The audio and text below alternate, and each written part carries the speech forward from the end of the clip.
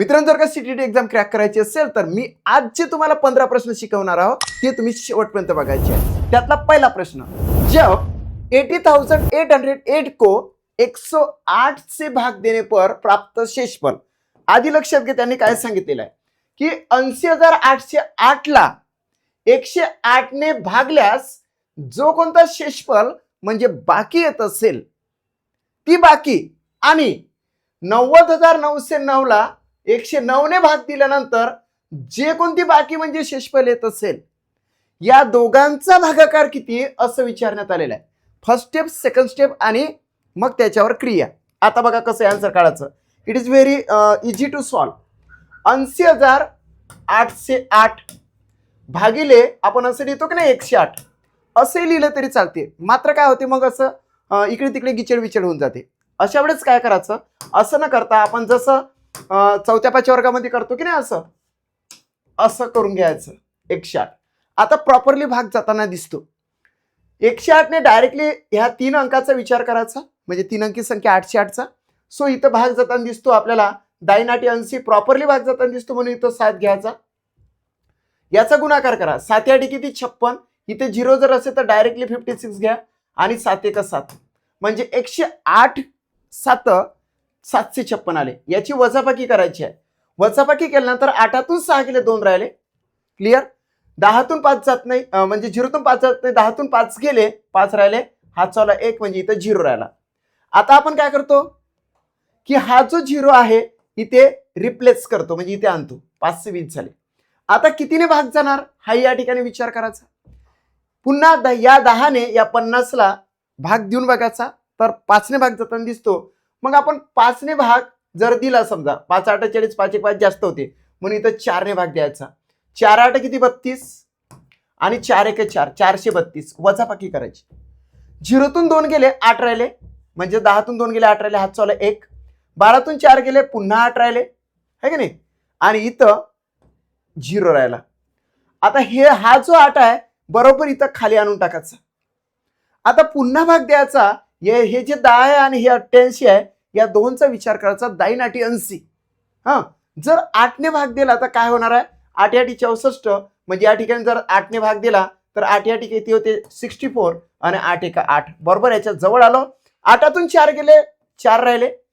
8तून 6 गेले 2 राहिले इथे 0 राहिला म्हणजेच याची बाकी आलेली आहे शेषफल आलेला आहे किती 24. आता सेम टू सेम दुसरं करायचं आणि थोडंसं स्पीड घ्यायची. दुसऱ्या याच्यामध्ये काय 90 या ठिकाणी बघा या ठिकाणी देण्यात आलेले आहे 90,909 डिवायडेड बाय किती तर 109. सेम टू सेम तसंच ह्या 10 ने या 90 ला प्रॉपरली भाग जाताना दिसतो म्हणून 9 न घेता 8 घ्यायचे. 8 8 9 किती 72 आणि 8 1 8 वजाबाकी केली. 9तून 2 गेले 7 राहिले. त्याच्यानंतर 10तून 7 0तून 7 जात नाही म्हणून 10तून 7 गेले बरोबर 3 राहिले. हातचे किती दिला तर 0 राहिला. हे जे हा जो 0 इथं आणायचा 370 झाले. पुन्हा ह्या 10चा आणि ह्या 37चा विचार करायचा. 3 ने भाग जाताना दिसतो आपल्याला. 3 9 किती 27 आणि 3 1 किती 3 म्हणजे 370 वजा 327. मग या ठिकाणी 0तून 7 जात नाही म्हणून 10तून 7 गेले 3 राहिले. हात चावला 1. 7तून 3 गेले 4 राहिले आणि इथं 0. मग हा जो 9 आहे या ठिकाणी आणायचा. मग पुन्हा या 10चा आणि ह्या 43चा विचार करा. 4 ने भाग जाताना आपल्याला दिसतो 4 9 9 36 म्हणजे इथं बघा इथं जर 4 ने दिला तर 4 9 किती 36 आणि 4 1 4 अगदीच जवळ आलो आपण 439च्या 436 ने. मग इथं वजाबाकी केली तर इथं 3 0 0 म्हणजेच 90,909 भागिले 109 यानी कि 90,990 को 199 से भाग देने पर प्राप्त शेषफल मिलेगा 3. आता त्यांनी काय सांगितलेलं आहे या दोघांचा भागफल किती म्हणजे बाकी आणि बाकीचा भागाकार किती.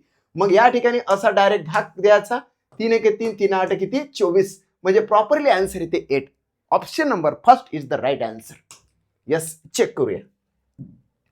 बघा मित्रांनो अशा प्रकारचे प्रश्न येतात आणि थोडेसे फर्स्ट स्टेप सेकंड स्टेप्स अशा कराव्या लागतात आणि थोडंसं स्पीड घ्यावं लागते. बघा आता सेकंड क्वेश्चन. यदि 609 into 28 is equal to 63 into 4 into X तब रिक्त स्थान पर कौन सी संख्या होगी. It's very easy. बघा याला कसं करायचं, डायरेक्टली तिथेही करता येते परंतु मी खाली लिहून दाखवतो. 6 9 गुणिले 28 बरोबर 63 गुणिले 4 गुणिले x. मित्रांनो या ठिकाणी तुम्हाला काय दिसतं बघा, सरळ सरळ.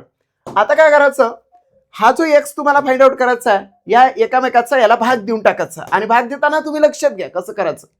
4 1 4, 4 7 28, 7 1 7, 7 9 63, 9 1 9, 9 सकम 54, 60 मधून 54 गेले, उरतात किती, पुन्हा 6 होतात किती, 63. 9 1 9 सकम 54 झाले ना, 9 7 किती, 63. सो आन्सर आलेला आहे x is equal to 67. x is equal to 67 is the right answer of this question. Second option मित्रा राइट येतं. चेक करूया, राइटच आहे. Next third question. 200 और 400 के बीच में 30, 45 तथा 60 का सबसे छोटा सार्वगुणज कौन सा है? सबसे छोटा सार्वगुणज म्हणजे होते मित्रा लसावी. सबसे छोटा म्हणजे लिस्ट कॉमन मल्टिपल म्हणजे लसावी.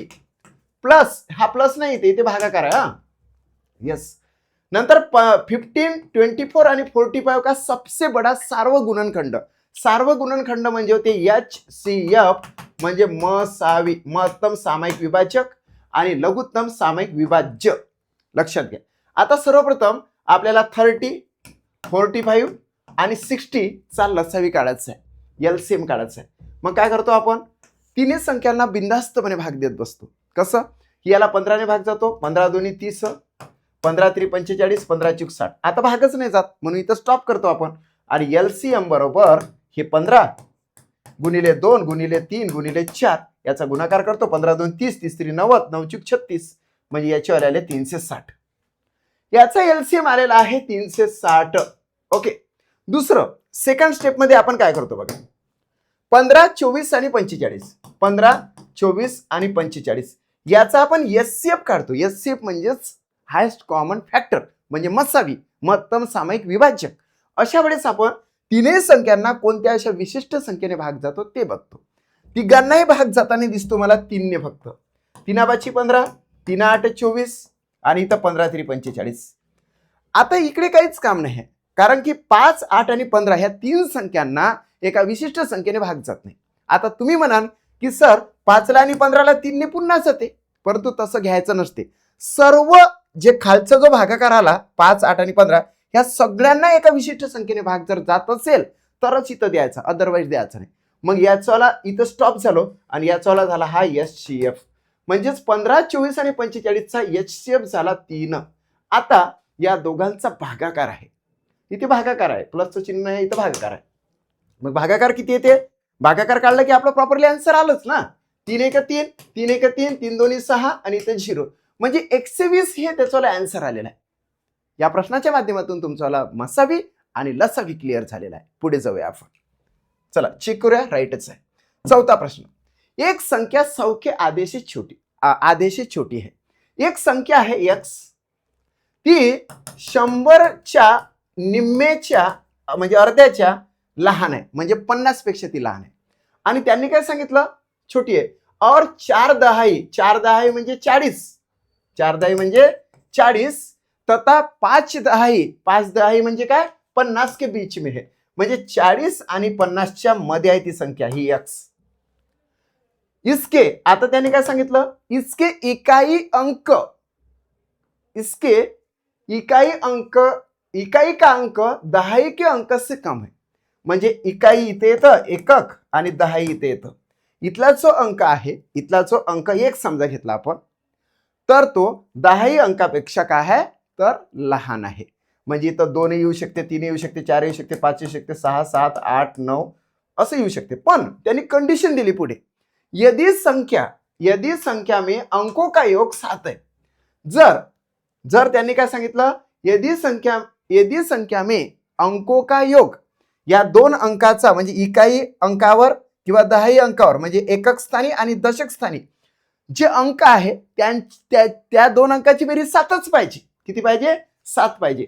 तर त्या दोन अंकाचा गुणाकार किती, 7 पाहिजे म्हणजे 2 येणार नाही, 3 होते, 3 येणार नाही, 4 होते, 4 येणार नाही, 5 होते, 5 येणार नाही, इथे येणार आहे 6, म्हणजे 6 आणि 1 बरोबर काय झाले 7 झाले. बरोबर. त्याच्यानंतर तो अंकों का गुणनफल कितना है. दुसरं, इथं जर 2 टाकले तर इथे येणार आहे 5. इथं जर 3 टाकले तर इथे येणार आहे पॉसिबिलिटी 4. इथं 4 टाकला तर इथं पुन्हा रिपीट होत जाईल, म्हणून एवढेच इथे येऊ शकते. इथं जर 4 टाकला आणि इथं 3 टाकले तर मग ही कंडिशन बदलते. इसकी इकाई का अंक 10 अंक से कम नहीं होता, ज्यादा होता है. म्हणून हे इथपर्यंत आपण हे केलं. ह्या 3 पॉसिबिलिटी आहे. 6 1 7 7 7 या सगळ्याची बेरीज काय ते 7 7 7 येते. परंतु गुणाकार जर बघितला, गुणाकार तर 6 1 किती 6, 5 2 किती 10 आणि 4 3 किती 12 असे गुणाकार येतात. आणि याच्यातला कोणता गुणाकार एक ऑप्शन मध्ये दिलेला आहे 12, म्हणून 12 आन्सर मारायचा आहे. हे गुणाकार येऊ शकत नाही. एक तर 6 येऊ शकते, 10 येऊ शकते, नाही तर 12 येऊ शकते. अशा प्रकारचे प्रश्न विचारले जातात. म्हणून बी केअरफुल त्याला वाचायचं आहे खऱ्या अर्थानं. सो 12 हे त्याचा आन्सर येते. 5वा प्रश्न, किसी विद्यालय में, एका विद्यालयामध्ये 360 विद्यार्थी आहे, जिसमें से 2/3 लड़कियां है. खूप सोपा प्रश्न आहे. 360 स्टुडंट्स पैकी किती आहे मुली, किती आहे लड़कियां म्हणजे मुली 2/3 है. 2/3 म्हणजे मल्टिपल बाय 360 चे 2/3 बरोबर ह्या काय झाल्या 3 1 3 3 1 3 3 2 6 इथे 0 म्हणजेच 120 गुणिले 2 म्हणजे 240 मुली झाल्या, लडकिया झाल्या. आता पुढे काय सांगितलं, और शेष लडके आहे म्हणजे बाकीचे काय तर मुलं आहे. बाकीची मुलं म्हणजे किती, या 360 मधून 360 वजा 240 म्हणजे 120 काय झाले मुलं झाले, मुले म्हणजे लडके झाले. आता पुढे काय, लडको की संख्या के म्हणजे लडके किती 120, त्या 120च्या लड़कों की संख्या के म्हणजे चाचीचे 3/4 खिलाडी है. 3/4 काय तर खिलाडी आहे, खिलाडी म्हणजे खेळाडू आहे, खिलाडी. आता किती येणार आहे 4 1 4 4 3 12 इथे 0 म्हणजे 90 काय झाले खेळाडू झाले, खेळाडू. आता पुढे काय, जो खिलाड़ी नहीं है उन लड़कों में से उन लड़कों की संख्या कितनी है. म्हणजे एकदम सिम्प्लिफाईड आहे ना. 120 काय होते, 120 मुलं होते, त्याच्यापैकी 90 काय झाले खेळाडू झाले. 120 वजा 90 बरोबर 30. 30 काय आहे खेळाडू नाही आहेत. सो आन्सर येणार आहे या ठिकाणी 4th option. Step by steps तुम्ही कॅल्क्युलेशन करायचं आहे. इन वर्ड्स, हे वर्ड्स मधलं न्यूमेरिक मध्ये करायचं आहे, म्हणजे हा फ्रॅक्शनचा प्रश्न आहे. So 30 is the option, right answer. 6वा प्रश्न, हरीश ने एक स्कूटर ₹49,553 में खरीदा. हरीश ने एक स्कूटर घेतली 49,553 रुपयाला. उसने ₹8,076 का नगद भुगतान किया. म्हणजेच 49,553 रुपयाला विकत घेतलेली स्कूटर, त्याचे पैसे किती दिले त्यानं हप्त्या म्हणजेच नगदी, तर 8,076 रुपये दिले. देणे किती बाकी आहे ते आपल्याला काढायचं आहे. 3तून 6 जात नाही म्हणून 13तून 6 गेले, 7 राहिले, हातचा 1. आता 5 मधून 8 जात नाही म्हणून 15तून 8 गेले, पुन्हा 7 राहिले, हातचा 1. इथं किती राहतात 4, इथं किती येतं 1, इथे येते 4. 41,477 रुपये देणे बाकी आहे. तथा शेष रक्कम, ही जी शेष रक्कम आहे म्हणजे बाकी रक्कम जी आहे ही झाली शेष रक्कम, को 37 बराबर किस्तों में देने पर राजी हुआ. ठीक आहे बाबा, उरलेले जे पैसे आहे ते मी 37 हप्त्यामध्ये तुला देतो. जो कोणी असेल हरीश त्याला म्हणाला. सो देअरफॉर 41,477 डिवायडेड बाय किती करायला लागेल आपल्याला, तर सरळ 37 करायचे. आता 37 2 3 5 7 11 13 17 19 23 29 31 37 37 संख्या ही संख्या मूळ आहे म्हणून डायरेक्टली त्याचा पाढा म्हणावा लागेल. आता सोपं आहे ना. अशा पद्धतीनं जर समजा कॉम्प्लिकेटेड जर भागाकार असेल तर अशीच मांडणी करून घ्यायची माझ्या मते. आता बघ 37 एक किती 37, उरले किती 4, झाले किती 44. नंतर 37 एक 37, उरले किती 7, 7. नंतर हा 7 इथे घेतला, 37 दोन्ही किती 74. आता उरले किती 3, हा 7 इथे घेतला, 37 एक 37, म्हणजेच एक हप्ता 1121 रुपयाचा होणार आहे. So fourth option is the right answer of this question. Clear आहे? चेक करूया. यस, राईट आहे. 7वां प्रश्न. एक रेलगाड़ी हैदराबाद से शुक्रवार को समय 13:15 पर चली. म्हणजे बघा 13:15 म्हणजेच दुपारी 1:15 हैदराबादवरून एक रेलगाडी निघालेली आहे शुक्रवारी. शनिवारी मात्र ती 7:30 पोहोचली सकाळी सकाळी. बघा लक्षात घ्या. शुक्रवार आणि शनिवार काय आहे अंतर?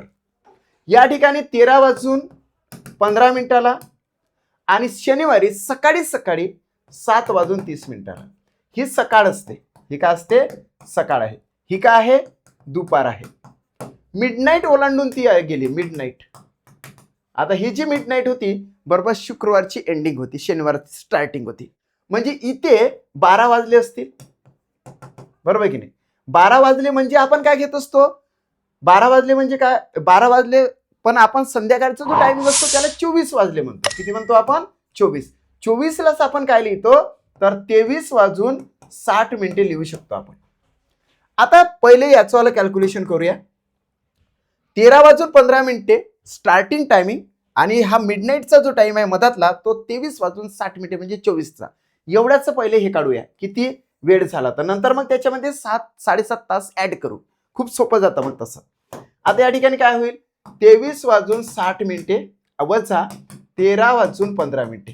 इथं बरोबर 45 मिनिटं झाले आणि इथं किती झाले? तर 10 तास म्हणजे पावणे 11 तासाचा हा एवढा कालखंड झाला. त्याच्यामध्ये आता प्लस 7 प्लस 7 30 हे 7.5 तास. कारण की शनिवारचे संध्याकाळचे 1 2 3 4 5 6 सकाळचा 7 7:30 वाजता ती पोहोचली बेंगलुरूला. कुठे पोहोचली? बेंगलोरला. सो या ठिकाणी 5 हे किती झाले? 7 हे किती झाले? 17 17:75 17:75 म्हणजे याच्यातले 60 तिकडे टाकायचे, इकडे 18 होतात आणि इथे किती उरतात? तर बरोबर 15 उरतात. 18 तास 15 मिनिटाचा प्रवास झालेला आहे. 18 तास 15 मिनिटाचा. बी केअरफुल वाचायचं आहे. कारण की शुक्रवारी निघालेली हैदराबाद वरून जी रेल्वे गाडी आहे तर ती बँगलोरला दुसऱ्या दिवशी सकाळी पोहोचलेली आहे. म्हणून रात्रीचा 24 आणि स्टार्टिंग टायमिंग 13:15 24 मधून म्हणजे 24 म्हणजे 23:60 मधून 13:15 वजा करायची. वजा केल्यानंतर पावणे 11 तास येतात. त्याच्यामध्ये 7.5 तास ऍड केल्यानंतर 17 तास 75 मिनिटे दिसतात. 75 मिनिटांमधून पुन्हा 60 मिनिटे बाहेर काढायचे. ते 17 मध्ये टाकायचे, 18 होतात आणि इथं 15 उरतात. सो आन्सर आलेला आहे first option is the right answer. Check केलं, राईटच आहे. 8वां प्रश्न. 15 दिनों में मिनटों की संख्या निम्न में से किसके सेकंडों के संख्या के बराबर है? आता पहिले आपण लक्षात घेऊ. सुरुवात इथे बघा. 6 गुणिले एका तासामध्ये किती सेकंद असतात? कारण की त्यानं किसके सेकंदों की संख्या के बराबर आहे. एका तासात म्हणजे एका घंट्यामध्ये 3600 सेकंद असतात. हे प्रमाण आपल्याला लावावं लागेल. म्हणजे इथं आपण 3600 घेतले झालं. आता असं नाही करत बसायचं. आता मी सांगतो कसं करायचं. आता आपण जो हा 6 घंटे घेतला की नाही, इथे पकडायचा आपण x. इथे काय पकडायचा आपण? x म्हणायचा. आता बरोबर येते बघा. याला जर आपण x म्हटलं, आता 6 येऊ 8 येऊ 4 येऊ किंवा 5 येऊ, इकडचं आपण करून घेतलं x गुणिले. इकडे काय म्हणते तो? 15 दिनों में मिनटों की संख्या. 15 दिनों में मिनटों की संख्या के बराबर सेकंदों की संख्या. दोन्ही बरोबर आले पाहिजे. 15 दिवस म्हणजे इकडे घेऊ आपण 15 दिनों में 15 दिन म्हणजेच एका दिवसामध्ये किती तास असतात? तर 12. म्हणून इथं 12 घ्यायचे. हे दिनसाठी 12 तास असे घेतले आपण. गुणिले 12 तास घेतले की नाही, एका मिनिटामध्ये किती म्हणजेच इथं 15 दिनों में मिनिटों की संख्या. आता मिनिट जर म्हटलं तर 60 घ्यायला लागेल आहे की नाही. एका तासामध्ये किती मिनिटं असतात? तर 60 मिनिटे असतात. झालं. 15 गुणिले 12 गुणिले 60 करायचं. जर का असं 15 दिनों में मिनिटों की संख्या म्हटलं बघा, 15 इथे 12 तास आणि इथे मिनिटे. लक्षात आलं. आता एका दिवसामध्ये 12 तास आपण फक्त डेचे घेतले, 12 तास नाही घ्यायचे, सॉरी हा, इथं 24 घ्यायचे. 12 नाही घेता इथे काय घ्यायचे, 24. इथं आपण 24 करू, कारण की 24 तासाचा एक दिवस असतो. आता बिलकुल कॅल्क्युलेशन एकदम सॉफ्ट पैकी होते. कसं बघा, डायरेक्ट कॅल्क्युलेशन करूया आपण. कसं? बघा डायरेक्ट. आता हा जो आहे हा गुणिले हा इकडे करू भागिले. डायरेक्ट एक्स बरोबर 15 गुणिले 24 गुणिले 60 भागिले 3600. झालंय आन्सर आपल्याला. आलंच. कसं बघा आता, एक्स बरोबर काय निघते, शून्य कॅन्सल, शून्य कॅन्सल, 6 एक 6, 6 6 36, म्हणजे इथं 60 आले.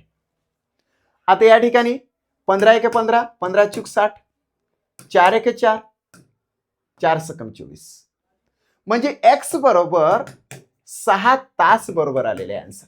So first option is the right answer. मांडणी कशी करायची, 15 गुणिले 24 गुणिले 60, 15 गुणिले 24 गुणिले 60 बरोबर किसके, किसके म्हटलं की एक्स, एक्स गुणिले सेकंद, एका तासामध्ये किती सेकंद असतात तर 3600, आणि त्याला रिप्लेसमेंट करायची, बरोबर आपल्याला 6 तास निघतात. So first option is the. अशा प्रकारचे प्रश्न भरपूर विचारले जातात. या पद्धतीने मांडणी करा आणि त्याचा आन्सर बी ब्राईटपणेच आणा. ठीक आहे, चला पुढे. राईट आहे. 9वा प्रश्न, संतरेखे. प्रश्न खूप मोठा आहे, शाब्दिक आहे आणि तो वाचायला वेळ लागणार आहे, म्हणून स्टेप बाय स्टेप त्याला वाचायचं आहे. संतरे के 15 लीटर 286 मिलीलीटर ज्यूस को, आता मिलीलीटर लीटर काय असते ते लक्षात घ्या. पहिले संत्र्या म्हणजे संत्रीचा ज्यूस आहे, त्यांनी काय सांगितलं की 15 लिटर, 1 लिटर म्हणजे 1000 मिलीलीटर, म्हणून इथं काय होणार आहे 15,000 मिली झालं ते, प्लस 286 मिली म्हणजे काय झालं 15,286 मिलीलीटर ज्यूस झाला संत्रीचा. काय झाला, हा ज्यूस झाला संत्र्याचा ज्यूस. आता पुढे, उस ज्यूस को गाजर के 19 लीटर 714 मिलीलीटर ज्यूस में मिलाया जाता है, म्हणजे हे किती होणार आहे 19,000 किती 714, हा गाजरचा झाला, गाजरचा मिलीलीटर मध्ये ज्यूस. पुढे काय मिलाया जाता है, म्हणजे ते मिश्रण झालं, कितीचं मिश्रण होत ते बघूया. 6 4 10 हात चौला एक, इथं 10 हात चौला एक, इथं 10 हात चौला एक, इथं 5 हात चौला एक, इथं 35,000 मिलीलीटरचा ज्यूस झाला या गाजर आणि याचवाला, गाजर आणि संत्र्याचा मिक्स केला. इस मिश्रण में से 12 लीटर 750 मिलीलीटर ज्यूस प्रयोग में लाया जाता है. विकला असेल, पिला असेल, म्हणून प्रयोग में लाया जाता है, म्हणजे इथं वजाबाकी होणार. वजा